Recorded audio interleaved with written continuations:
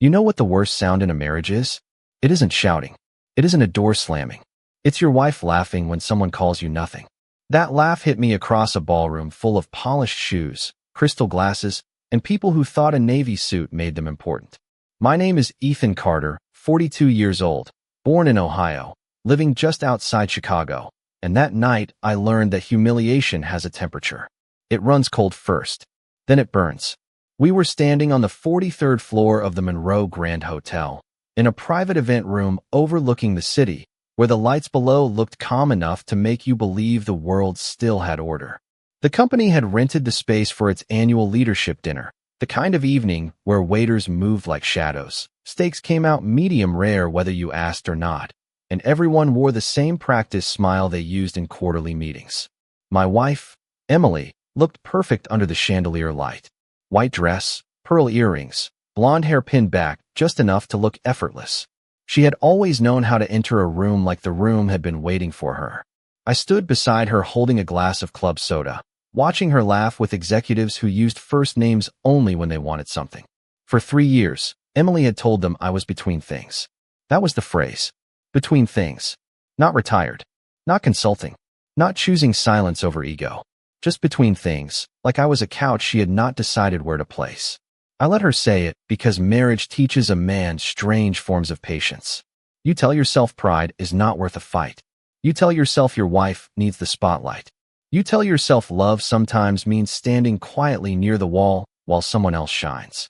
But there is a difference between being quiet and being erased. I had been feeling that difference for months, maybe longer. It showed up in small ways at first. Emily stopped introducing me by name and started introducing me by relation. This is my husband. No mention of what I did, what I built, what I survived. At dinners, she would touch my sleeve when I spoke too long, not hard enough for anyone to notice. Just enough to remind me to shrink. At home, she carried herself like the promotion had made her taller and made me smaller by comparison. I noticed.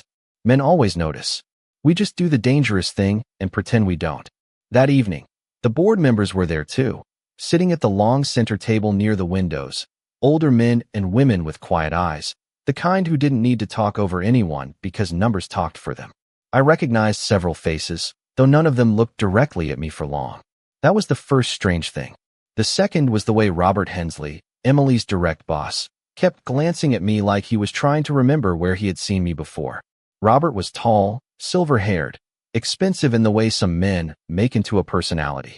He had the confidence of a man who had never had to wonder whether people laughed because he was funny or because he controlled their bonuses. Emily adored his approval. I could see it in the way she leaned toward him when he spoke. Not romantic, not openly improper, nothing anyone could point to and say there, that's the line. But attention can betray what words hide. She glowed when he praised her. She tightened when he ignored her. And I stood there like furniture with a pulse. The first insult came dressed as a joke. Robert lifted his glass and looked at Emily with that smooth boardroom grin. Emily, I have to say, I don't know how you carry this division, this schedule, and still manage a household. People chuckled politely. Emily smiled. Robert turned his eyes to me. Ethan, what's the secret? Must be nice having all that free time to support the real talent in the family. A ripple of laughter moved around us. Not loud. Not cruel yet. Just testing the floor. I smiled because that is what trained men do when a room is deciding whether they are allowed to become the punchline. Emily didn't correct him. She looked down into her wine glass and smiled wider. That was the first cut. I could have answered. I could have said things that would have shifted the room in seconds. I could have named the contracts, the acquisition, the emergency bridge loan that kept Meridian Systems alive 7 years. Earlier, I could have said that the building we were standing in had hosted a meeting where I signed a document that changed everyone's future in that company. But the room didn't deserve the truth yet. And maybe, if I am honest, I wanted to see what Emily would do when my dignity was placed in her hands. She did nothing. Robert took that silence as permission. Men like him always do. He stepped closer, lowering his voice, but not enough. No offense, Ethan. Some people are builders. Some people are passengers. This time the laughter came sharper. Emily's hand touched my arm, and for half a second, I thought she might defend me. Instead, she tilted her head and said, soft as silk, Robert, don't be too hard on him. Ethan knows his lane. The words landed clean. No shouting. No scene. Just one sentence, polished enough for company and cruel enough for marriage. I looked at her, waiting for the regret to cross her face. It didn't. She was still smiling. That was when the cold inside me became still. Not anger. Not yet. Something quieter. Something with a locked door and a table cleared for evidence. The ballroom kept moving around us. Forks touched plates. Glasses chimed. Someone near the bar laughed at a story they would forget by morning. But for me, the whole room narrowed to Emily's face and the chandelier light shining in her eyes. She said I was nothing without using the word. And the worst part was not that Robert believed her. It was that she wanted him to. I took one slow breath and set my glass on the nearest table. My hand was steady. My voice, when it came, surprised even me. Emily, I said, quiet enough that only the circle around us heard. Is that really what you think? She blinked, annoyed that I had made the joke heavy. Robert smirked. A few people leaned in. Emily gave a small laugh, the kind meant to warn a husband not to embarrass her. Ethan, please. Not tonight. There it was. Not an answer. A dismissal. I nodded once, and in that nod, something I had carried for 15 years finally slipped off my shoulders. The old instinct to explain. The old need to be understood. The old hope that if I stayed calm long enough, the woman I married would remember who I was. Across the room, one of the board members stood from the center table. Then another. Then a third. Chairs slid back against the carpet with a sound so small it should not have mattered, but it cut through the ballroom like a gavel. Conversation thinned. Robert's smirk weakened. Emily turned toward the movement, confused. I didn't look away from her. Not yet. I wanted to remember her face before the truth arrived. Because some moments don't explode. They open. And that one opened slowly, under chandelier light, with the board of Meridian Systems rising to their feet for the man my wife had just taught the room to pity. The room fell into an uneasy quiet after the board members stood, the echo of chairs scraping against the carpet reverberating like an awakening. I watched each pair of eyes, calculating, observing, measuring not just the laughter that had pierced me earlier, but the energy that now shifted toward me. Emily's face, previously so confident, tightened slightly, a flicker of doubt crossing her features that was almost imperceptible. I took a breath, letting the calm settle in me. The kind of calm that comes from years of preparation and knowing exactly how far one can stretch before snapping. The chandeliers reflected light off crystal glasses, the same glasses that had held champagne moments before, and now each spark seemed like a tiny witness to the turning tide. Around me, executives whispered in low tones, trying to decode the reason behind the board's sudden movement, their curiosity a palpable wave rolling across the room.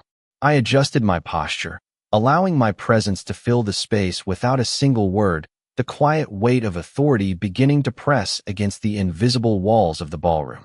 My mind flicked through the years of silent work, the meetings attended without fanfare, the nights spent calculating budgets and forecasts, ensuring the company never faltered, all while remaining unseen.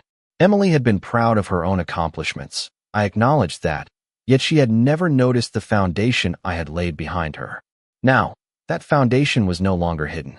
I allowed myself a slow, deliberate smile, the kind that is calm on the surface but carries the gravity of everything it represents. The board members, now seated upright, looked toward me with subtle approval, some nodding to one another, the first quiet signs of acknowledgement. I allowed my eyes to meet Emily's directly, letting the stillness speak louder than words ever could. She attempted another laugh, softer this time, uncertain, but I did not react. There was no need for retaliation. The room itself had begun to recognize a shift. I moved slightly toward the window, drawing in the city lights as if to remind myself of every hour I had invested, every challenge I had met with composure, every strategy quietly executed to perfection. I thought of the contracts signed, the acquisitions guided, and the partnerships negotiated, all invisible to those who had deemed me irrelevant just minutes before. Each memory reinforced the quiet strength I carried, a weight invisible until this very moment. The murmurs around me increased, a symphony of curiosity, of questions forming without voices, all directed toward understanding how a man they had thought powerless now commanded their attention. Emily shifted slightly, adjusting the fabric of her dress as if to maintain her poise, but the slightest falter in her confidence did not escape me. I let the tension stretch, allowing every second to underscore the contrast between perception and reality. Then, as subtly as the change had begun, it solidified. Board members approached one another, exchanging glances and quiet words, creating a network of recognition that bypassed the chatter and the smiles. Their acknowledgement was silent but unmistakable.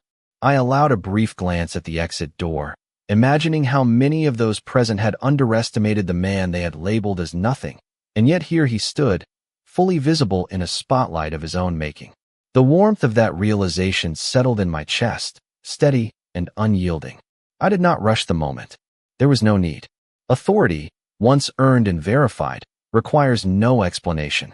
Emily's eyes sought mine again, perhaps looking for the man she thought she had dismissed, only to find him calm, collected, and unshakable. The city lights below reflected the stillness within, each window a reminder that life continues, indifferent to public opinion, yet utterly aware of competence and control. I straightened my shoulders, letting the subtle tension in the room become a statement in itself, a silent declaration that those who had whispered and laughed would now reconsider every assumption. The chandeliers glimmered, the murmurs persisted, and yet through it all, I maintained the measured patience of someone who had seen the outcome long before it arrived. No word, no gesture beyond the controlled presence was necessary. The room acknowledged, the board acknowledged, and I simply allowed them to see the man who had quietly orchestrated his own recognition, a man who had turned silence into power, observation into respect, and a previously unseen authority into an undeniable truth. The room had shifted, though the lights still shimmered off the crystal and polished silverware, everything else seemingly frozen in a delicate balance between past assumptions and the present revelation. I allowed myself to step forward slowly, each footfall measured, a quiet rhythm that contrasted the earlier cacophony of whispers and laughter. Emily remained near the center, still holding her glass, but the air around her felt different, heavier, as if the room itself had begun to recognize the misjudgment of moments before. I focused on the faces of the board members, their expressions shifting from curiosity to acknowledgement, small nods exchanged in subtle confirmation that the foundation I had quietly laid over the years was finally visible. I remembered the nights spent reviewing contracts and proposals, the hours spent ensuring every client meeting, every minor negotiation, had been handled with precision, often invisible to those outside my immediate sphere. It was not arrogance to remember. It was the quiet strength that comes from consistency and competence, the kind of competence that no casual glance or whispered comment could diminish. As I moved closer to the window, I allowed a glance down at the city skyline, a vast network of streets and lights stretching into the distance. Each building and intersection a reminder that structure, even when unseen, provides order and stability. Emily shifted slightly, almost imperceptibly, as though sensing the shift in energy, the subtle authority that now radiated without a word spoken. Her eyes flicked toward a cluster of senior executives, searching for validation, and finding only the quiet acknowledgement of my presence. She took a small step back, adjusting the hem of her dress, as if to regain control of an evening that had begun to slip. The murmurs grew, not in volume but in frequency, a soft web of attention stretching toward me, each conversation a thread linking awareness of achievement and presence. I let the space between us expand, allowing tension to fill it naturally, letting the quiet speak for the years of work, of patience, of restraint. Each second became a statement, every heartbeat a punctuation to the silent narrative unfolding. I recalled the first few years of our marriage, the early discussions about roles and contributions, and how subtly my influence had woven through company decisions and board initiatives. Now, the recognition was no longer hidden. It had been revealed in the most understated yet undeniable way. Emily's posture shifted again, the small adjustments she made, the flicker in her eyes, all indicated a reconsideration, a reevaluation of the assumptions she had imposed. I allowed my gaze to hold hers, steady and composed, letting the weight of my years of preparation be understood without a single sentence spoken. The board members began to realign their focus, some leaning in slightly, others exchanging quiet glances, acknowledging the presence of authority that had been overlooked until this moment. I felt the quiet power settle in me, a calm that did not need confirmation, that did not seek applause or approval, yet demanded recognition through mere presence. The chandeliers reflected light in a manner that seemed to highlight every subtle motion, every glance, every micro-expression in the room. It was in these reflections that I realized the shift was complete. Acknowledgement had moved from selective to universal, even without verbal declaration. I breathed in slowly, letting the subtle rhythm of my composure permeate the room, letting every whisper and glance find its rightful place in the tapestry of understanding. Emily's hands, resting lightly on her glass, twitched imperceptibly, betraying the internal calculation of someone realizing they had misjudged a quiet strength. I let the moment extend, savoring the stillness that followed the storm of whispers and assumptions, the balance between recognition and restraint, the space where control was neither asserted nor denied, but simply acknowledged. The room no longer revolved around jest or doubt. It revolved around clarity, subtle but absolute, the quiet presence of someone who had carried competence invisibly for years, and now stood revealed, steady, undeniable, and fully seen by those whose opinion once defined the margins of existence. As the acknowledgement from the board settled into the room, a quiet ripple passed through the air, subtle yet undeniable, like the shift of wind before a storm. I could feel it in the weight of the gazes directed at me, each pair of eyes now registering a man they had misjudged, a presence they had overlooked, and the silent authority I had carried all along was no longer invisible. Emily stood a few steps behind, her posture unchanged but her expression slightly taut, a faint flicker of awareness crossing her features as she began to register the contrast between perception and reality.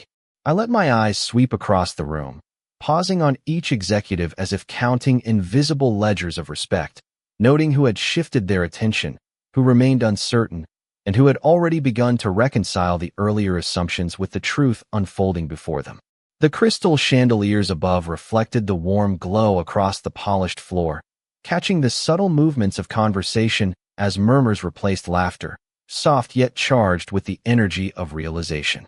I shifted my stance slightly, leaning just enough on the edge of the platform to project confidence without aggression, a silent cue that control had changed hands. Memories of previous meetings, unnoticed negotiations, and discreet interventions in company. Strategy played through my mind as vivid snapshots, each one reinforcing the quiet strength I had cultivated over years, a strength that had remained hidden beneath the surface of daily life, yet was now undeniable in its clarity. Emily glanced toward Robert Hensley again, seeking reassurance from him, yet the brief nod he offered was tempered with a recognition of my authority, a subtle acknowledgement that had not been present before. That small gesture sent a shiver of understanding through her posture, a recognition that the narrative she had crafted for this room was no longer tenable. I allowed a calm, deliberate breath, the kind that expands the chest and holds the space for silent communication, projecting presence without a single spoken word. Around the perimeter of the room, the staff and junior executives began to shift, subtle movements indicating attention redirected, a collective acknowledgement forming not out of fear or coercion, but out of recognition of capability and past achievement. The air felt charged yet controlled, a delicate balance of anticipation and measured respect.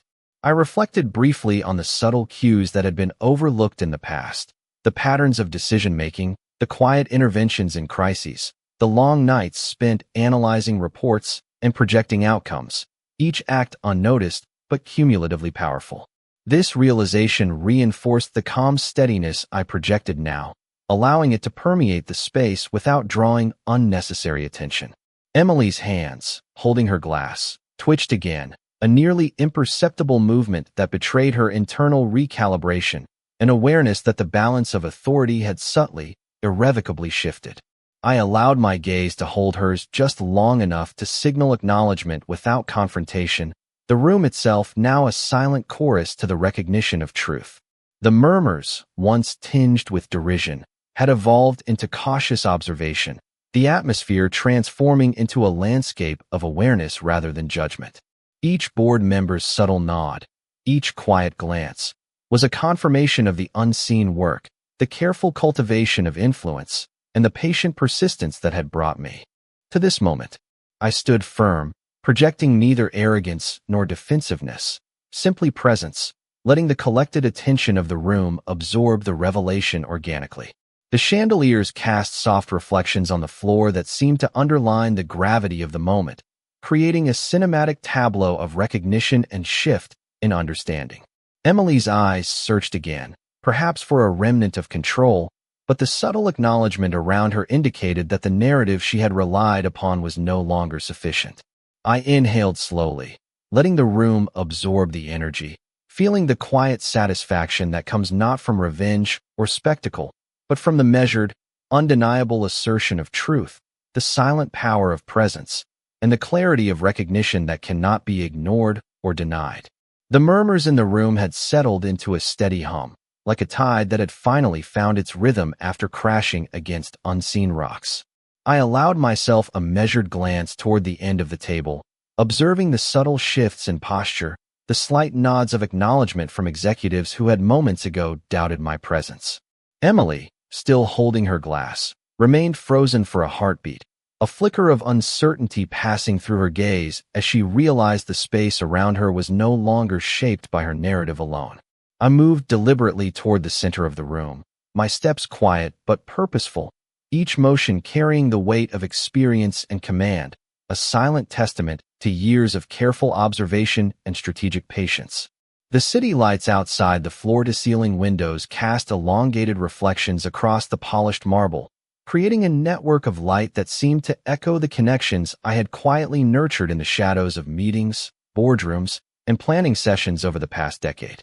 I thought briefly of the early mornings spent reviewing reports, calculating risks, and ensuring that every decision aligned with long-term stability, all of it invisible to those who preferred to see only what was flashy, what was immediate, and what fit their simplified perception of reality. The subtle shift in attention from the room gave me the space to breathe, to feel the quiet surge of authority that comes from being recognized not for what one says in a single moment, but for the accumulation of competence consistently demonstrated. Emily's posture betrayed the faintest hint of tension as her mind raced to reconcile the image she had cultivated of dominance with the presence of someone who had operated entirely unseen, yet fully capable, a man who could bend the attention of an entire board without raising his voice. I held my gaze forward, neither challenging nor apologizing, simply existing in the center of recognition, letting each acknowledgement, each subtle gesture from those around me reinforce the quiet assertion of my authority. Conversations among the board members resumed in whispers, each exchange carrying the weight of new understanding, the room adjusting to the recalibration of hierarchy without a single overt declaration. I allowed my hands to rest lightly at my sides, my posture relaxed yet firm, a study in controlled presence that projected more power than any shouted word or overt claim could convey. Emily's eyes shifted from the board members back to me, the realization sinking in that the story she had counted on to frame the evening had unraveled through a combination of patience, preparation, and silent assertion. I felt no need for confrontation, no need to raise my voice or call attention to myself. The recognition had taken root organically, and the room now operated under the awareness of my presence, my experience, and the authority I had cultivated over the years. The soft clink of glasses from a nearby table punctuated the silence, reminding me that the world continued outside the microcosm of attention I now held. But inside the room, every movement, every glance, every subtle adjustment in posture was accounted for and observed. I allowed a small, deliberate nod, acknowledging the quiet shift without arrogance, a gesture of awareness rather than triumph, and it was enough. The board members, once uncertain, now engaged with a subtle deference, their recognition silent but unmistakable, creating a tapestry of acknowledgement that enveloped the room. Emily's hands, still lightly gripping her glass, relaxed slightly, though her expression remained cautious, a silent concession to the recalibration of perception around her. I let the moment stretch, savoring the measured impact of presence over words, of consistency over reaction, and of quiet authority over theatrical display. Each second that passed reinforced the shift, solidifying my place not as an intruder or bystander, but as a figure whose competence, patience, and careful preparation had quietly commanded recognition. The chandeliers reflected light across the room in a way that emphasized the subtle elegance of the space and the unfolding of understanding, and as I exhaled slowly, I allowed myself to feel the satisfaction of measured assertion, the clarity of acknowledgement, and the calm certainty that comes from a presence that no longer required validation but had earned respect in every unspoken exchange. The subtle acknowledgement from the board had shifted the energy in the room, creating an invisible current that flowed quietly but purposefully toward me. I could feel it in the way chairs were angled slightly, the soft turning of heads, and the careful pauses in conversation that indicated attention redirected and recalibration of assumptions.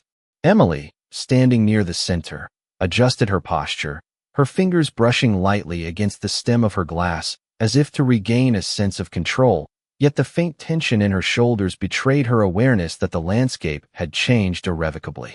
I allowed my gaze to travel across the room slowly, observing each executive, noting the nuances of expression, the slight lift of an eyebrow, a half nod, the barely perceptible exchange of glances, all confirming that the influence I had exercised silently over the years was finally recognized without a single word spoken.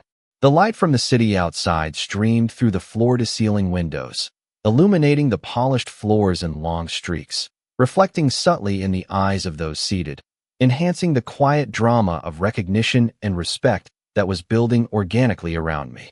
Every thought of past strategy, long hours spent analyzing reports, quietly guiding mergers, negotiating client agreements, and ensuring the stability of company initiatives, played back like a montage of preparation, invisible to the casual observer, yet now validated through the acknowledgement of those who had overlooked it. Emily's eyes darted again, searching for an anchor, a sign that she could assert influence or redirect the narrative, and finding none, she subtly shifted her weight, a micro-movement that spoke volumes about the internal recognition of the shift in authority. I let the silence hang, controlled and deliberate, letting it stretch long enough for the space to feel charged without being tense, allowing each person present to absorb the full context of the unseen competence and patience that had brought me to this point. The murmurs, previously tentative, had evolved into a gentle hum of consideration, an acknowledgement of presence and capability rather than judgment or derision. I allowed my posture to remain relaxed yet commanding, hands resting lightly at my sides, shoulders square, chest open, conveying both confidence and composure, a study in the controlled projection of authority that needs no verbal affirmation. The subtle glow from the chandeliers overhead highlighted the quiet elegance of the room and emphasized the measured attention of the board, each reflection off crystal and polished silver subtly reinforcing the gravity of the situation. Emily's hands relaxed marginally, though her expression held a calculated wariness, an internal acknowledgement that the assumptions she had relied on were being dismantled one nuanced moment at a time. I allowed my eyes to meet hers with steady calm, a gaze that carried neither confrontation nor apology, simply presence, letting the weight of past actions and consistent competence communicate what words could not. The room was alive with observation, a dynamic of attention subtly yet unmistakably realigning, creating a landscape where my silent authority was understood without the need for overt declaration or dramatization. Each subtle nod, each quiet glance, each slight adjustment in posture by the board members was a confirmation of years of measured action, silent guidance, and consistent contribution finally recognized. I breathed slowly, deliberately, letting each inhale and exhale reinforce the measured control I had maintained for so long. The quiet power that comes from patience, preparation, and unwavering presence. The soft hum of conversation now carried undertones of respect and acknowledgement, a chorus of understanding that replaced the earlier undercurrent of doubt.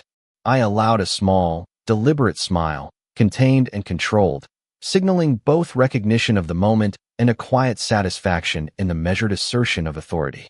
Emily's eyes continued to flicker, searching, calculating, realizing slowly that influence cannot be reclaimed simply through confidence when competence has quietly spoken volumes.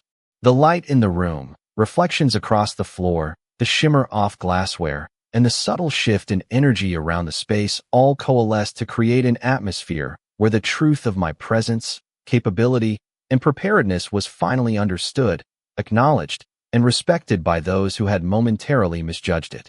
I exhaled, letting the clarity of recognition settle fully, knowing that the subtle, controlled demonstration of authority had achieved its purpose without the need for spectacle, confrontation, or overt assertion, leaving a quiet but undeniable impression on everyone present. Robert Hensley tried to recover first, because men like Robert believed every room needed their voice to function. He cleared his throat, smoothed the front of his charcoal jacket, and lifted his glass again, though this time no one followed the gesture. That small failure told him more than any insult could have. His smile held for 1 second too long before it tightened at the edges. "Well," he said, forcing a chuckle into a room that had stopped accepting it, "I suppose we have all had enough drama for one evening. Ethan, no offense intended. We were only having fun." Fun. That word floated between us like smoke from a match after the flame dies.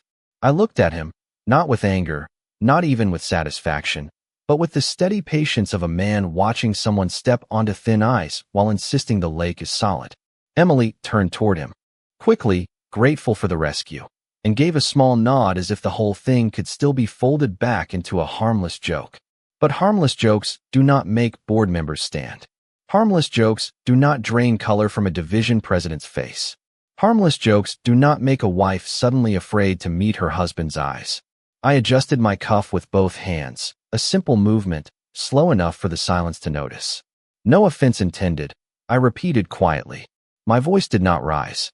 It did not need to. The room had learned to listen. Robert's expression shifted, irritation flashing beneath the polish. "Exactly," he said. "I am glad you understand." That was the moment I knew he still did not. Across the room, Margaret Whitmore, chairwoman of the board, stepped forward. She was in her late 60s, silver hair cut sharp at the jaw, black suit tailored without softness, the kind of woman who could end a meeting with one eyebrow. I had known Margaret for 12 years. She had seen me negotiate through a supply chain collapse, walk away from an overvalued acquisition, and keep 3,000 employees on payroll when a credit line froze overnight. She had never been sentimental, which made her respect worth more than applause. "Robert," she said, her voice calm enough to make every executive straighten, "I would choose your next sentence carefully." Robert blinked. That was all. One blink, but it carried the first real crack. Emily looked from Margaret to me, then back again, her lips parting slightly. For the first time that evening, she was not performing.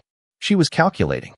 I could see the old habit working behind her eyes, trying to understand the room, trying to find the safest position, trying to decide whether standing beside me or away from me would cost her less. That thought should have hurt more than it did. Maybe pain has a limit. Maybe after enough quiet disappointments, the heart starts keeping receipts instead of wounds. Robert gave a short laugh, smaller than before. "Margaret, I am not sure what this is supposed to mean." She turned her gaze toward me, not dramatic, not theatrical, just direct. "It means you are speaking to the man who saved this company before you ever had an office in it." The words did not explode. They landed. Heavy, clean, final. I heard someone inhale near the bar. A fork touched a plate and stopped. Emily's glass lowered an inch. Robert's jaw moved, but no sound came out at first. That was the power of truth when it arrives without decoration. It does not have to chase anyone. It just stands there and lets everyone catch up. Margaret continued. "When Meridian Systems was 48 hours away from default, Ethan Carter structured the bridge financing that kept the doors open. When the Midwest expansion nearly collapsed, Ethan brought in the private partners who stabilized it. When the board needed an outside strategist who understood both risk and restraint, Ethan was the one we called." She paused, letting each sentence place another brick into a wall Robert could no longer climb over. "He asked for discretion. We honored it." I kept my eyes forward, but inside me, old rooms opened. Conference tables at midnight. Burnt coffee in paper cups. Lawyers with loosened ties. spreadsheets glowing blue in dark offices while rain moved against windows. I remembered the year Emily thought I was simply stepping back. She had wanted her career to rise without my shadow over it. I had loved her enough to give her that space. I had not told her every detail because I thought privacy was a gift, not a weakness. I thought a marriage could hold quiet truth without twisting it into shame. Robert finally found his voice. That was years ago. Margaret's eyes did not move. Influence does not expire because you were not aware of it. A low murmur traveled across the room, not gossip this time, but recognition settling into place. Emily turned to me, and her expression changed in a way I had waited years to see. Not love, not regret, not yet, but awareness. She was seeing the outline of the man she had reduced to a convenient story. She whispered my name, so softly it nearly disappeared under the hum of the room. I looked at her then, not as the husband begging to be defended, not as the man hoping she would choose him in public. I looked at her as someone finally standing on the far side of a truth. She could no longer edit. Robert set his glass down too hard, then seemed to realize the sound had betrayed him. With respect, he said, though there was none in it, this is still Emily's night. She earned her place here. I nodded once. She did. Emily's eyes widened slightly, surprised by the fairness. I meant it. She had worked hard. She was smart, disciplined, ambitious. That was never the problem.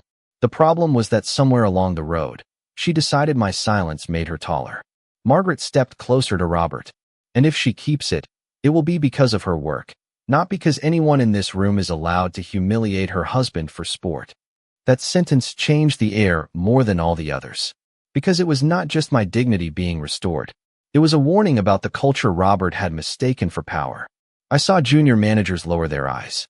I saw senior executives exchange careful looks. I saw Emily swallow, finally understanding that laughter can become evidence when the right people hear it. I stood there under the chandelier light, my hands still, my breathing even, while the room rearranged itself around a simple fact.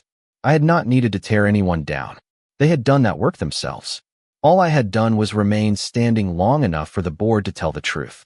The room had settled into a rhythm of quiet attention, a delicate balance of curiosity, acknowledgement, and the residual tension of recent revelations. I allowed myself to take a single step toward the long table, my movement measured, almost ceremonious, though no one called attention to it. The soft click of my shoes against the marble floor seemed amplified in the hush, a reminder of presence without words. Emily remained near the center, adjusting the curve of her dress without purpose, her gaze flicking from me to the faces of the board members, searching for guidance, reassurance, or a familiar signal that she could control the narrative once more. But the signals had shifted. Subtle nods, quiet exchanges, and the shift in posture from those who had previously been unconcerned or dismissive now aligned themselves with a new understanding. I allowed a slow, deliberate exhale, sensing the tension dissolve into recognition. The chandeliers above reflected light across the polished surfaces, capturing movement, subtle expressions, and the delicate choreography of acknowledgement. I focused briefly on the windows, the city lights below a scattered constellation that reminded me of all the plans, decisions, and actions I had orchestrated quietly over years, always unseen yet entirely effective. The murmurs had quieted, but the undercurrent of awareness remained, moving like a current through the room. Every glance, every subtle shift, every micro-expression communicated understanding without requiring a single sentence from me. Emily's posture shifted again, a minor adjustment of her shoulders, a tilt of her head, and I recognized it immediately as awareness. She had been witnessing influence without recognizing its source until now. I let the moment stretch, the silence heavy with meaning, letting each person present absorb the truth of presence, consistency, and competence. Margaret Whitmore's eyes met mine briefly, a subtle confirmation, a silent reinforcement of years of quiet work finally acknowledged.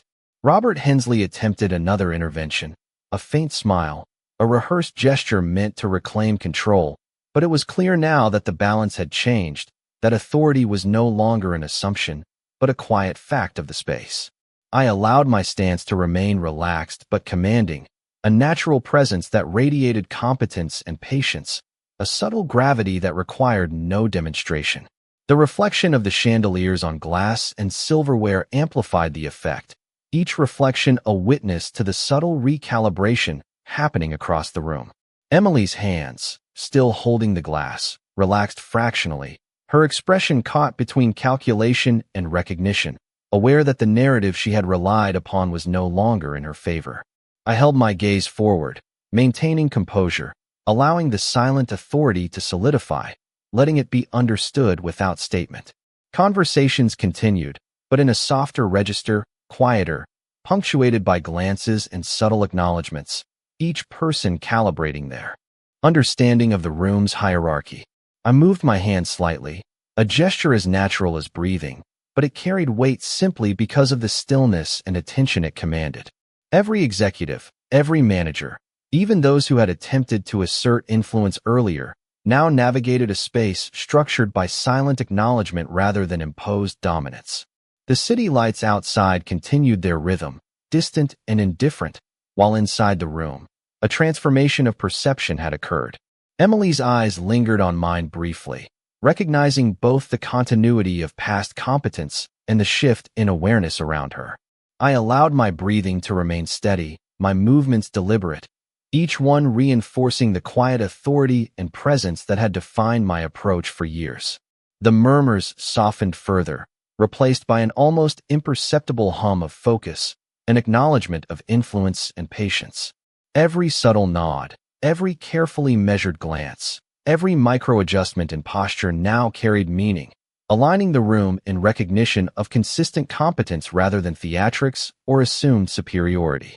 I allowed the moment to continue unbroken, the room arranged around a reality that had been quietly built over time, and in that silence, the full weight of preparation, observation, and restraint was understood by everyone present, leaving a space of calm authority that needed no embellishment, no reaction, only acknowledgement. Margaret did not raise her voice after that, and somehow the quiet made her words feel even heavier. She turned from Robert to the rest of the room, letting her gaze move across every table, every name badge, every carefully dressed person who had just watched a simple joke become a mirror.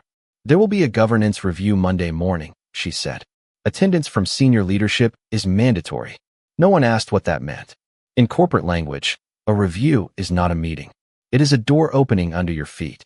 Robert's face held together, but barely. His smile had disappeared, replaced by the stiff expression of a man trying to calculate how many people had heard too much. Emily looked at him, then at Margaret, then at me, and, for the first time all night, she seemed smaller than her dress, smaller than her title, smaller than the version of herself she had been trying to sell. I felt no pleasure in that. That surprised me. I thought the moment would taste sweet, like justice finally poured into a glass. Instead, it tasted like old coffee at 3 in the morning, bitter and familiar. Because when truth arrives, it does not only expose the person who hurt you. It exposes what you tolerated while waiting for them to remember your worth. Margaret gave me a slight nod, then stepped back toward the board table. The signal was clear. I could speak if I wanted to. I could finish Robert in front of everyone. I could tell the room about the private calls, the pressure campaigns, the way he took credit for work his team carried, the little humiliations passed down the chain like office tradition. I could mention the emails already sitting in legal review, the exit interviews, the complaints marked confidential. I knew enough to turn his career into a slow headline. But power is most dangerous when it begs to be used. I looked at Robert, saw the fear under his expensive confidence, and chose restraint. "Monday will handle Monday," I said. My voice was calm, almost tired. Tonight already said enough. The room absorbed that sentence with a kind of relief. Not because it saved Robert, but because it drew a line. I was not there to make a spectacle. I was there because a line had been crossed, and the right people had finally seen it. Emily stepped toward me then. One step, careful, like the floor between us had become unfamiliar ground. "Ethan," she said, and my name sounded different in her mouth now. Softer, less convenient. I did not know. I looked at her hands first. Her wedding ring caught the chandelier light, bright and clean, as if metal could remain innocent no matter what words passed over it. Then I looked at her face. "You did not know about the board," I said. "You knew about the laughing." Her eyes lowered for half a second. That was the first honest thing she had done all night. Around us, conversations began again in cautious fragments. Waiters moved between tables with trays. They no longer knew how to present. The steak was cooling. The champagne was losing its bubbles. The whole elegant evening had become a room full of people pretending they had not just watched a marriage crack open under professional lighting. Emily swallowed and glanced toward the windows. I was embarrassed, she whispered. By what? I asked. The question was simple. That made it harder. She opened her mouth, then closed it. There it was. Not because she lacked vocabulary. Emily could talk a room into a budget increase with 3 slides and a smile. She could defend a failed quarter, explain a market shift, charm a skeptical investor. But standing beside the husband she had reduced for applause, she could not find a clean way to say she had been embarrassed by the man who made her rise easier. I nodded slowly, not because I accepted it, but because I understood it at last. Somewhere along the way, my silence had become a blank space she filled with whatever story made her feel powerful. At first, maybe it was harmless. A small omission, a softened introduction, a joke at my expense. Then it became useful. Then it became part of her image. And tonight, under the chandelier light, that image had finally asked too much from the truth. Robert moved away toward 2 senior vice presidents, already trying to build a lifeboat out of whispers.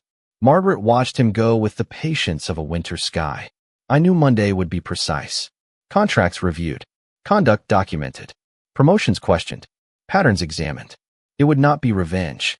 It would be procedure, and procedure is colder than anger because it does not get tired. Emily touched my sleeve lightly, the same way she had done earlier to shrink me. This time the gesture trembled. Can we talk at home? She asked. I glanced around the ballroom, at the board members returning to their seats, at Robert pretending his phone had become urgent, at the employees who now avoided my eyes out of shame or respect, maybe both. Then I looked back at my wife. Not at home, I said. Her face tightened. Why? I took one slow breath. The answer had been waiting inside me longer than I wanted to admit. Because home is where I kept forgiving things you only apologized for in private. The words landed between us without drama. Emily's eyes glistened, but I did not reach for comfort. Not because I wanted her to hurt, but because I was finally done mistaking her discomfort for my responsibility. I picked up my glass of club soda from the side table. The ice had melted, watering down what little flavor it had. That felt right. Some things sit too long and lose their strength. I set it back untouched. Then I turned toward the exit, not rushing, not performing, simply walking with the steady pace of a man who had spent years standing still for someone else's convenience. Behind me, I heard Emily say my name again. I stopped, but I did not turn around. Ethan, please. The room seemed to hold its breath. I looked at the elevator doors ahead, polished steel reflecting a version of me I almost recognized. Older than I felt, calmer than I had any right to be, free in a way that had not fully reached my chest yet. Monday will handle the company, I said quietly. Tomorrow I handle my marriage. Then the elevator opened with a soft chime, and for the first time that night, no one laughed.